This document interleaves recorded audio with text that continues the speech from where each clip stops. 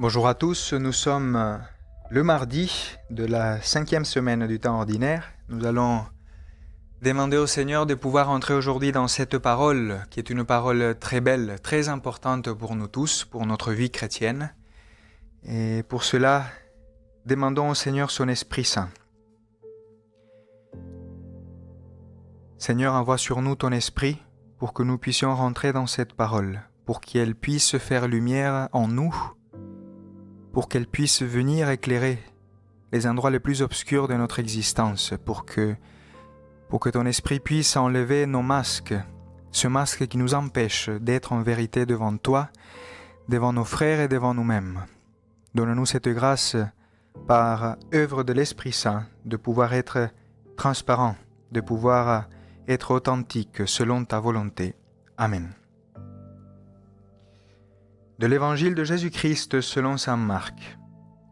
En ce temps-là, les pharisiens et quelques scribes venus de Jérusalem se réunissent auprès de Jésus et voient quelques-uns de ses disciples prendre leur repas avec des mains impures, c'est-à-dire non lavées.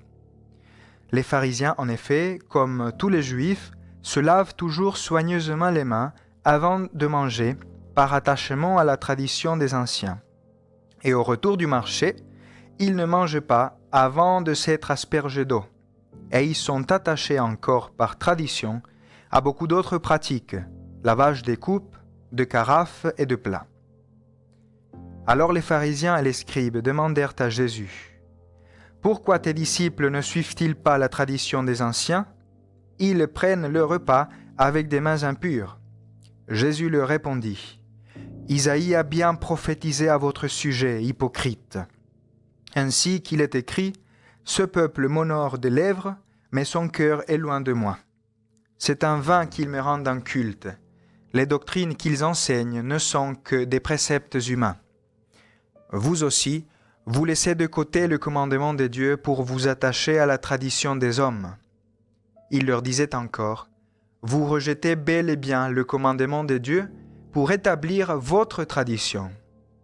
En effet, Moïse a dit, « Honore ton père et ta mère. » Et encore, « Celui qui maudit son père ou sa mère sera mis à mort. » Mais vous, vous dites, « Supposons qu'un homme déclare à son père ou à sa mère, « Les ressources qui m'auraient permis de t'aider sont korban, c'est-à-dire dons réservés à Dieu. » Alors, vous ne l'autorisez plus à faire quoi que ce soit pour son père ou sa mère. Vous annulez ainsi la parole de Dieu par la tradition que vous transmettez. Et vous faites beaucoup de choses du même genre. Acclamons la parole de Dieu. Bien, chers frères et sœurs, la parole que le Seigneur nous donne aujourd'hui, c'est une parole très forte. C'est une parole de conversion pour nous tous. Pour moi qui suis prêtre, pour les religieux, pour les prédicateurs, pour les consacrés, pour tous les baptisés. C'est une parole de conversion pour chaque chrétien, pour tous ceux qui sont dans un cheminement de foi. Parce que la parole d'aujourd'hui nous parle d'un danger dont nous pouvons tous être atteints, qui est, dirais-je, le danger de devenir des professionnels du christianisme. Dans l'évangile d'aujourd'hui, il est question des pharisiens et quelques scribes qui étaient venus de Jérusalem voir Jésus-Christ et qui l'interrogeaient. Qui étaient les pharisiens à l'époque de Jésus ? C'est marrant, mais dès que nous entendons le mot pharisien, celui-ci prend dans notre tête un sens péjoratif, n'est-ce pas ? Mais en réalité, ils étaient censés être les Juifs les plus pieux en Israël. Et cela nous le dit déjà, le mot pharisien, en hébreu, perushim, veut dire séparé.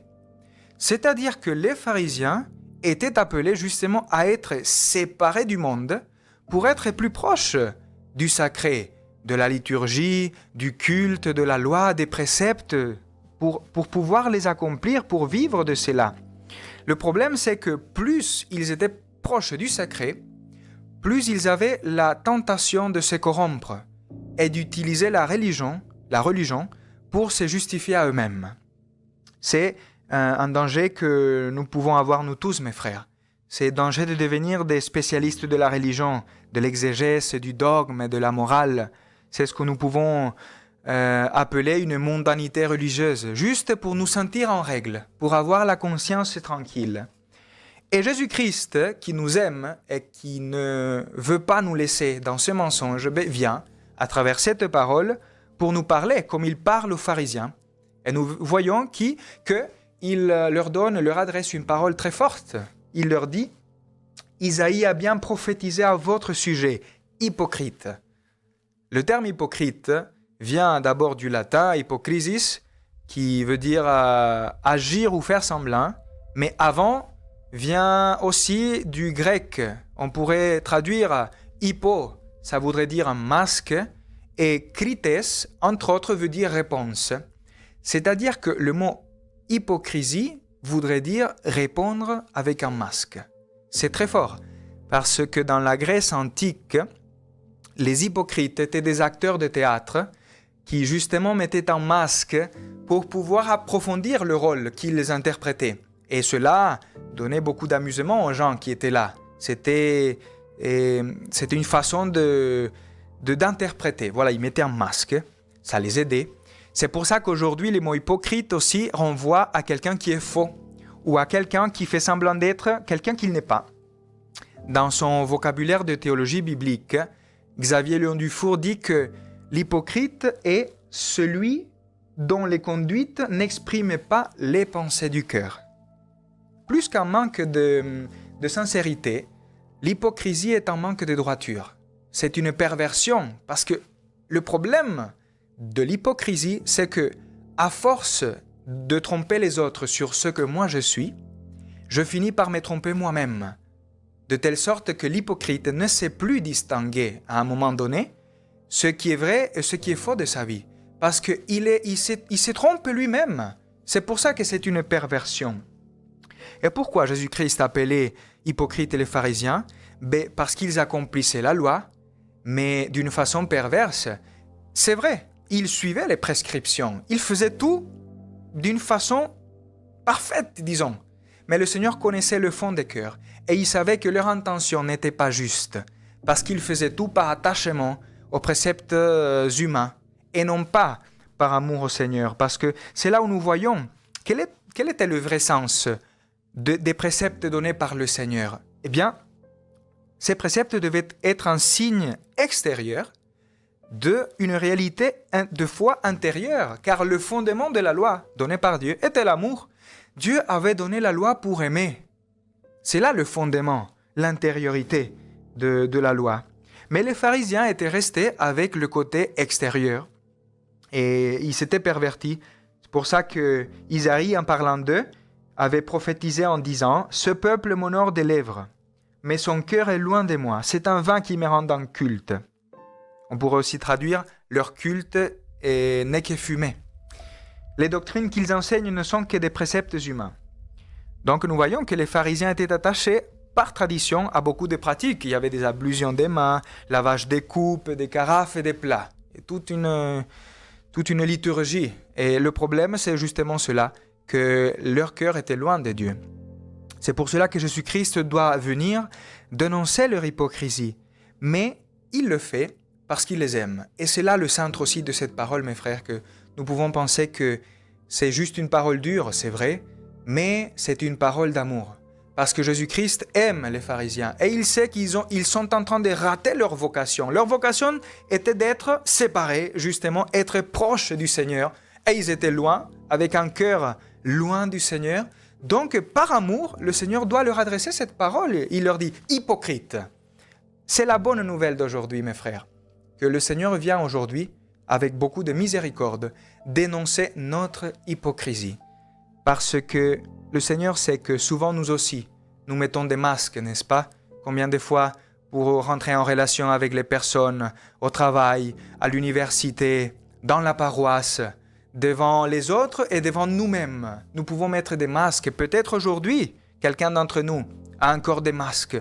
Et le Seigneur vient avec un amour infini pour nous enlever cela, pour casser ces masques.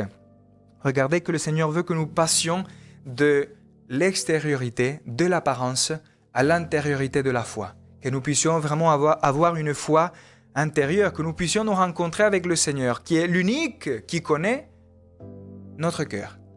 Voyez que l'Évangile poursuit Et nous voyons que les pharisiens demandent à Jésus, « Pourquoi tes disciples ne suivent-ils pas la tradition des anciens? Ils prennent le repas avec les mains impures. » Les disciples ne suivent plus la tradition des anciens parce qu'il n'y en a plus besoin. Parce qu'ils sont avec Jésus-Christ, parce qu'ils sont avec le nouveau. Et vous comprenez que la loi ancienne a été accomplie dans sa totalité en Jésus-Christ, a été même dépassée.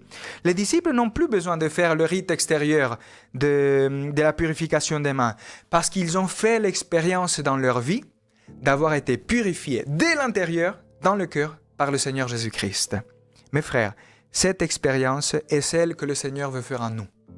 Que nous puissions être purifiés de l'intérieur, non pas en apparence. Nous sommes appelés, mes frères, à être authentiques, à être transparents devant Dieu, devant les hommes et devant nous-mêmes. Nous n'avons pas besoin de mettre un masque devant le Seigneur. De toute façon, il nous connaît tels que nous sommes. Il nous connaît mieux que nous-mêmes. Nous n'avons pas besoin. Le Seigneur nous aime et nous regarde avec miséricorde. On pourrait penser, non, ça serait bien d'avoir toujours des relations où les personnes ont toujours le même visage. Mais nous faisons l'expérience que c'est presque impossible, n'est-ce pas? Déjà, pour nous-mêmes, combien de fois on sait, quand on met un masque devant une telle personne, parce qu'on se dit, devant lui, il faut agir comme ça, devant un autre, il faut agir comme ça. Mais combien de fois on désirerait aussi que la personne qui est devant nous soit réelle, soit vraie. Et parfois, nous faisons l'expérience que non, que comme si on jouait un rôle. Eh bien, mes frères, l'unique qui ne change jamais de visage, c'est Jésus-Christ. C'est toujours le même visage. Il nous regarde toujours avec le même regard, qui est un regard plein d'amour, plein de miséricorde. Du coup, demandons au Seigneur cette grâce qu'il vienne détruire nos masques, les masques qui nous restent encore. Acceptons, ne nous défendons pas devant cette parole. Acceptons que le Seigneur vienne dénoncer notre hypocrisie.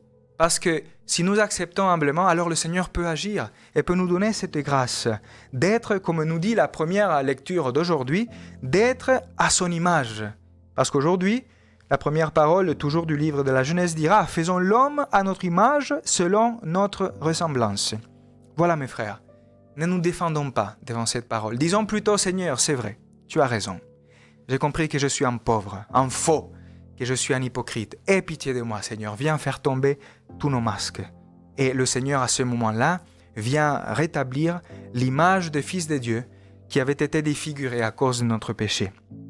Demandons au Seigneur qu'il vienne, peu à peu, par sa parole, par les sacrements, faire tomber tous nos masques pour que nous puissions être libres comme les disciples de Jésus-Christ. Ainsi, si notre cœur est pur, si le Seigneur nous purifie dès l'intérieur, alors notre regard sera pur. Nos paroles et nos pensées seront pures. Nos actions et nos sentiments seront purs. C'est-à-dire, nous aurons le même amour, le même esprit, les mêmes sentiments de Jésus-Christ. Ainsi, délivrés des masques de l'hypocrisie, sur notre visage resplendira le visage d'amour du Père. Que Dieu vous bénisse et qui vous aide aujourd'hui. Demandons au Seigneur qu'il fasse tomber tout ce qui n'est pas nous-mêmes, tout ce qui est faux, pour que nous puissions être devant lui et devant les autres en vérité, comme nous sommes regardés par le Seigneur, c'est-à-dire avec amour, avec un regard qui ne nous juge pas, qui nous aime et qui a beaucoup de patience avec nous et qui par amour nous dit la vérité. Que le Seigneur vous bénisse.